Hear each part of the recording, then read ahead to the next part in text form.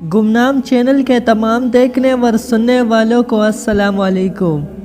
अल्लाह ताला की बेशुमार नेमतों में से फ़ानी ऐसी अजीम नेमत है कि जिसके बग़ैर इंसान के साथ साथ जानवरों का रहना भी मुश्किल है बल्कि नामुमकिन है। इसलिए क्यों ना हम पानी को नबी करीम सल्लल्लाहु अलैहि वसल्लम की तालीमात के मुताबिक इस्तेमाल करें। इससे जहाँ हमारी प्यास बुझेगी वही अल्लाह ताला के करम से अच्छी अच्छी नीयतों और शरीयत पर अमल का सवाब भी हासिल होगा। नबी सल्लल्लाहु अलैहि वसल्लम की इस तरीक़े पर जदीद साइंस का क्या कहना है? कड़े होकर पानी पीना इंतहाई नुकसानदेह है। हुजूर नबी करीम सल्लल्लाहु अलैहि वसल्लम ने कड़े होकर पानी पीने से मना फरमाया है। और एक हदीस का मफहूम है कि अगर तुम्हें पता चल जाए कि कड़े होकर पानी पीने का इतना नुकसान है तो वो पानी तुम हल्क में उंगली डालकर बाहर निकाल दोगे। अब इस बारे में साइंसी तहकीक का क्या कहना है?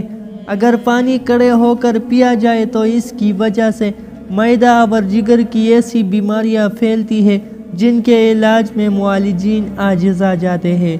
कड़े होकर पानी पीने से पाँव पर वर्म का खतरा रहता है और अगर पाँव का वर्म शुरू हो जाए तो जिस्म के तमाम हिस्सों पर वर्म का खतरा होता है और कड़े होकर पानी पीने से इस्तिस्का हो जाता है। पानी पीने की सुन्नतें।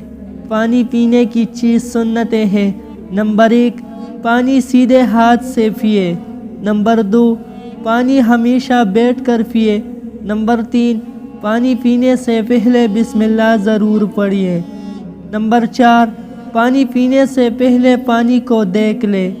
नंबर 5, पानी 3 घूंट में पिए।